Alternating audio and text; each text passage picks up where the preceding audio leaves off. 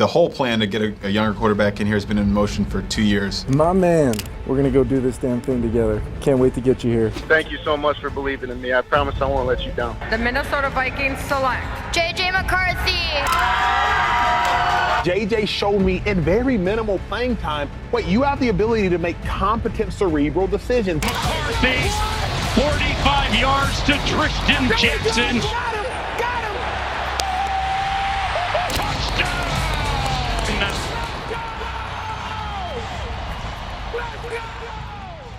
We have news for you. Kevin O'Connell took the podium. He did, undergo surgery, but it did reveal that a repair was necessary, which will end JJ's 2024 season. Vikings rookie quarterback J.J. McCarthy will miss the entirety of the 2024 season. This is a huge deal. It's definitely disappointing news for JJ. Anthony Richardson got hurt, right? But at least we got to see him play a couple games. Yep. We're not even going to get a chance to see that from JJ.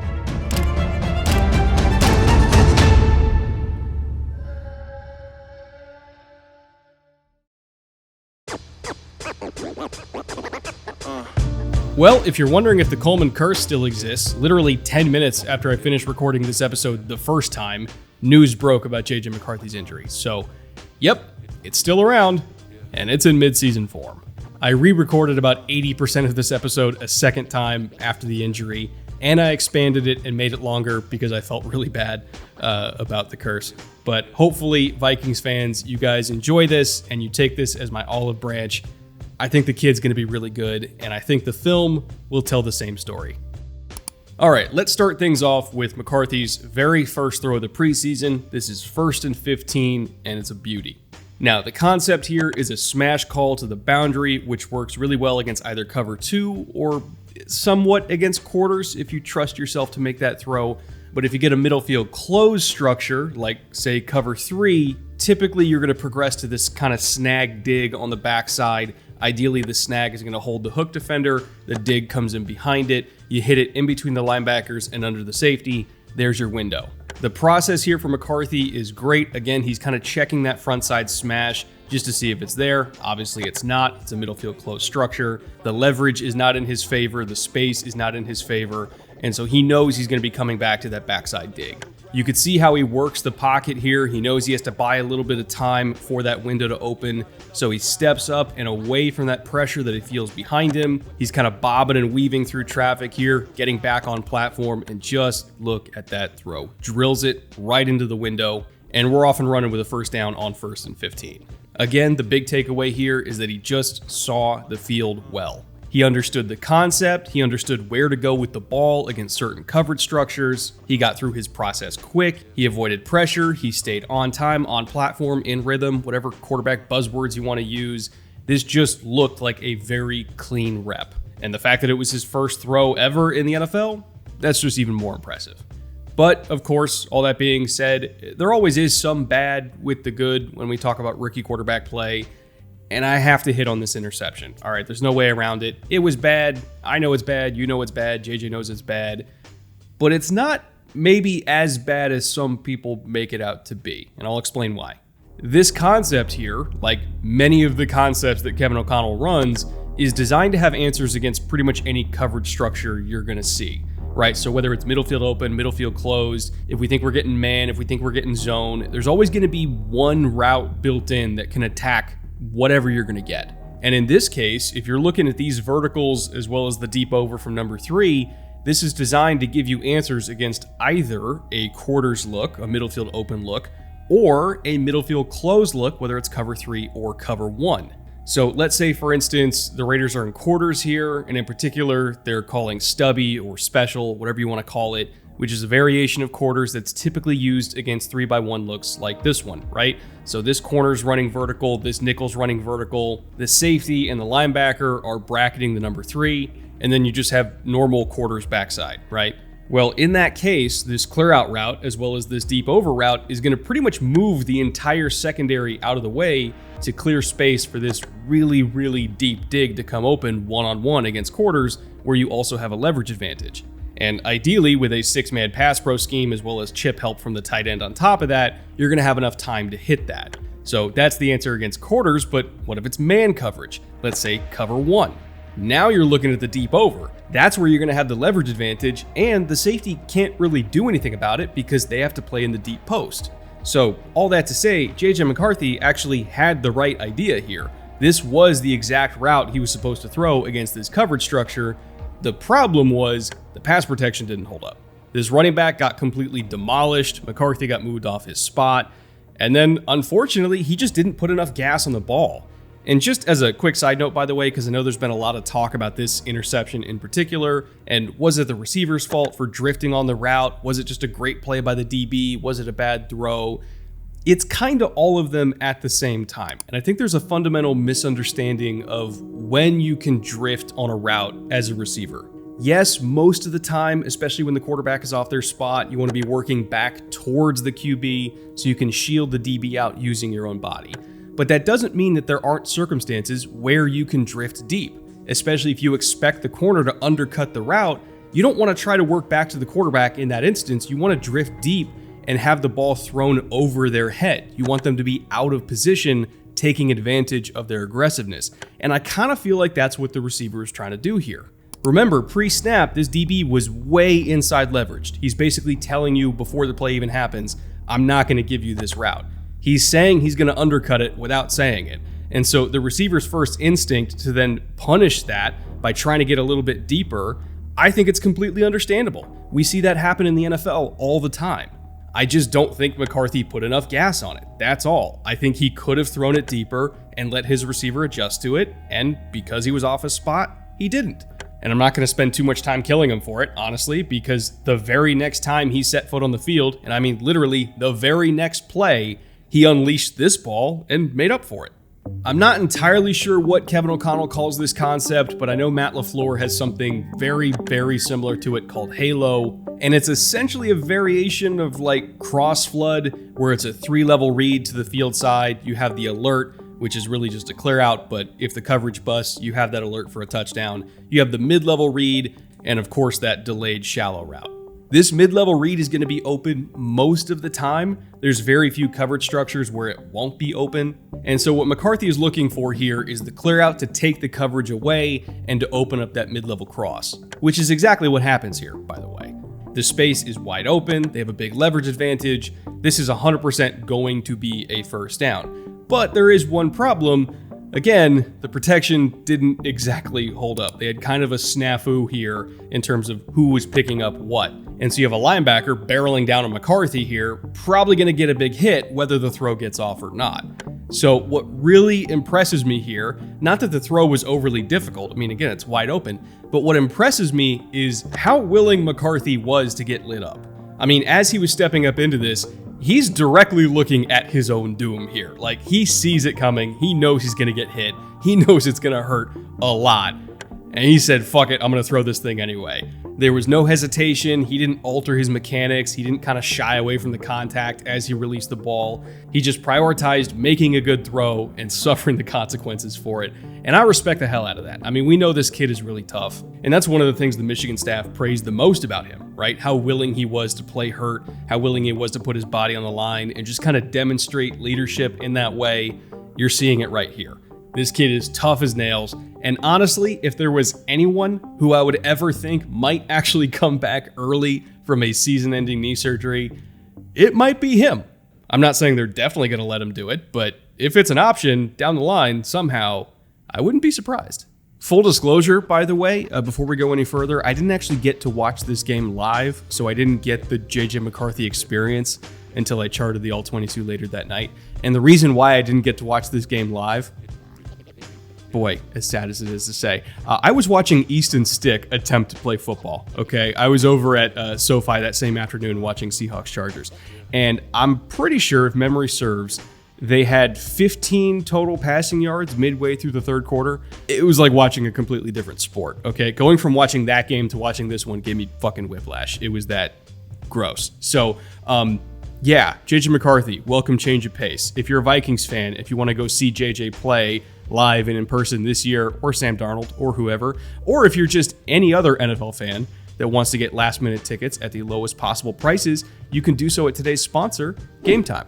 Game Time has built a ticket marketplace that makes it faster and easier to get into your favorite events at a moment's notice. They specialize in being a last-minute ticket marketplace in 60 cities across the US and Canada, and they have tickets for sports, music, theater, pretty much anything you can think of when it comes to live entertainment. You can get tickets to any of them all right from your phone. Ticket prices for unsold tickets on the day of the event actually go down the closer it gets to kickoff, so you can get up to 60% off when buying last-minute tickets. They also have an option for all-in pricing, so you can see the entire total upfront before you buy with no surprise fees at the end. And of course, they also have a lowest price guarantee. So if you find tickets to the same event, same section, same row at a lower price, they will credit you for 110% of the difference because they guaranteed you the lowest price. So if you've decided you want to go to some NFL games this season, or maybe even preseason, and you want to see if you can get some cheaper tickets last minute, download the Game Time app, create an account, and use promo code BRETTK, and that will give you a further $20 discount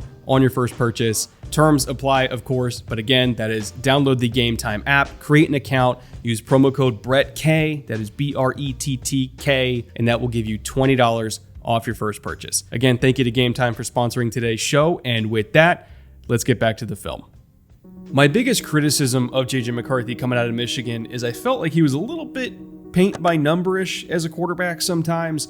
And by that, I mean, he had an idea of what he was supposed to do based on the pre-snap picture. And sometimes I feel like he stuck to that pre-snap picture a little bit too much, almost like he was being decisive to a fault. Sometimes I just wish he got off that first read and moved to number 2, moved to number 3.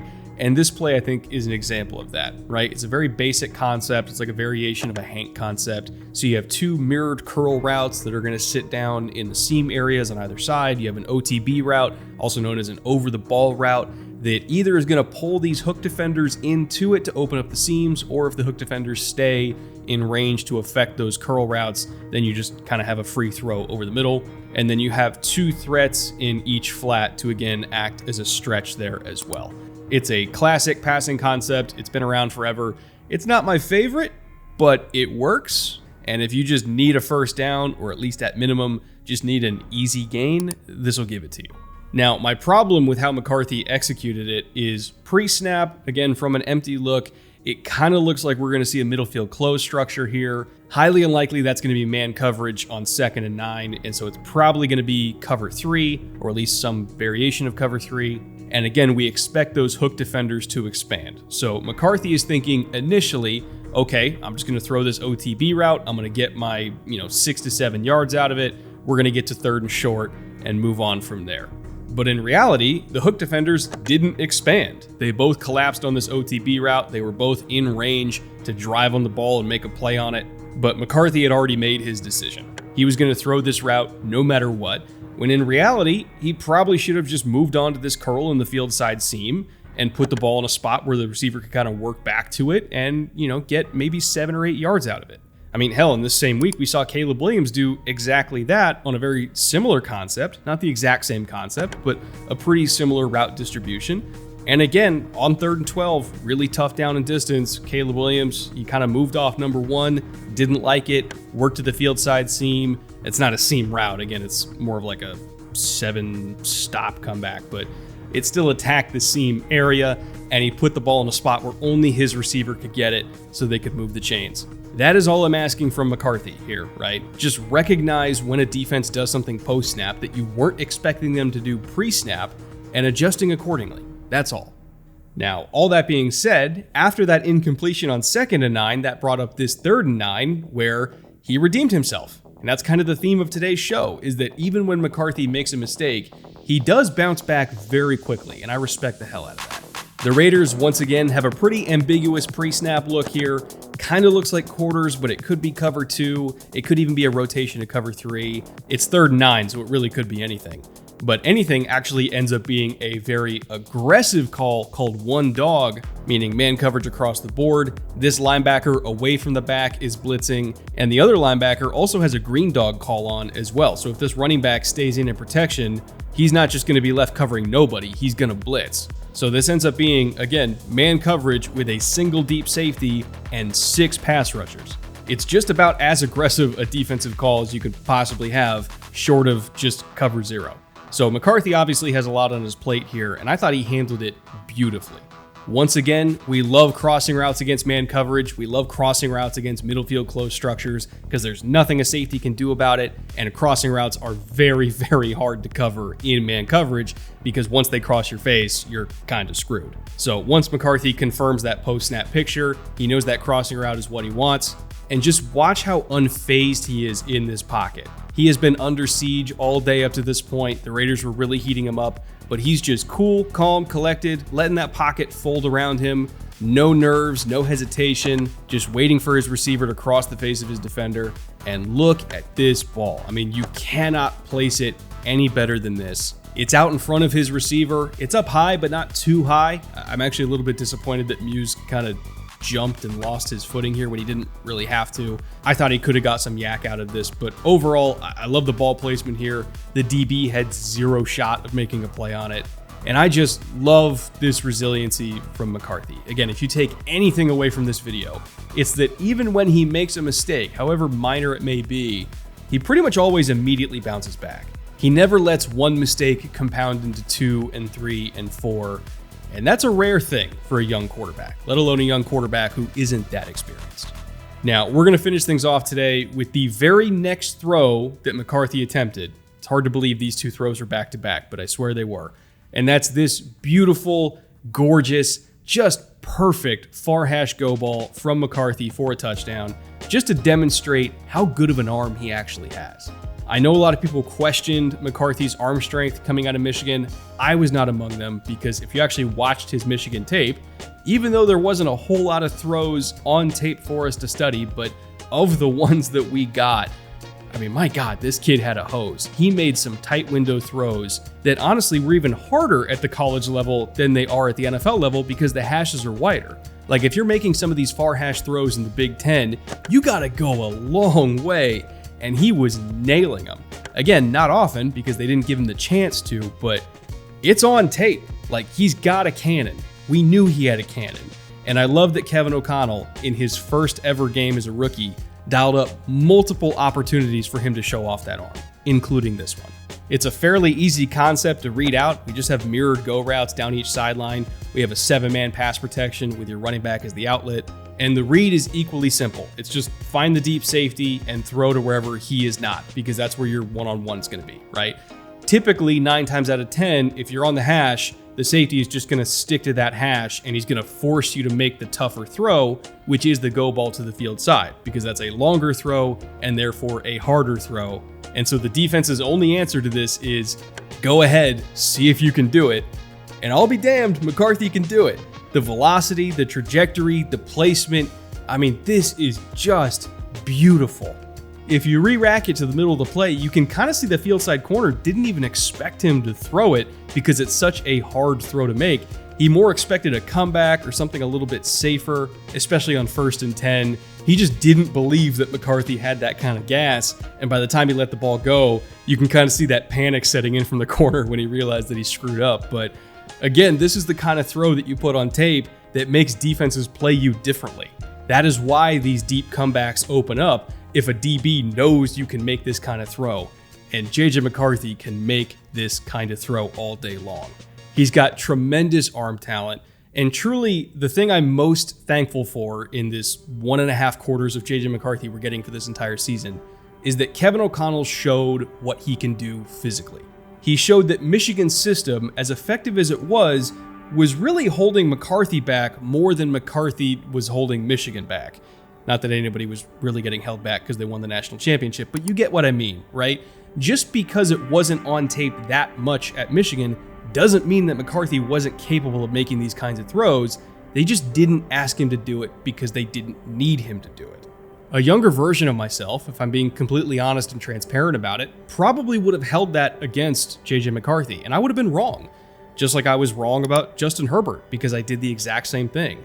I held the Oregon offense against Justin Herbert. And I think it's because I looked at the question the wrong way. I just made an assumption that, well, if Oregon's not asking him to make NFL-style throws frequently, that must mean that he can't do it. And I made the wrong assumption. And so that's the lesson I learned from Herbert, and I applied that lesson to JJ McCarthy, And I just looked at all the instances where they did give him an opportunity to make a tight window throw or to make a tough throw down the field. And I just looked at those. And I'll tell you what, he's pretty good at it. So thank you to Kevin O'Connell for actively choosing to highlight that and for giving him maybe more opportunities in just a quarter and a half to stretch the field than Michigan would give him in an entire game. And that's no hate to Michigan, by the way. I mean, they won. They were an incredible team. They won the Natty. They were one of the best college football teams I think that we've seen over the last 10 to 15 years. So I kind of don't blame them for playing in the style that they played in. But at the same time, it made the McCarthy evaluation way, way harder than I think it would have been if he played for pretty much any other college team. Overall, I guess what I'm trying to say is I think this is going to work. I know it's a small sample size, but I think McCarthy ended up in the exact right spot for him. And I think so far, he's looking pretty good. It sucks that we're not going to be able to see him in 2024, but I really do believe that 2025 might be a special year in Minnesota. Not Super Bowl special, but optimistic special. And if there's one thing that Vikings fans deserve at this point, after everything they've been through over the last, forever, it's just that little bit of optimism.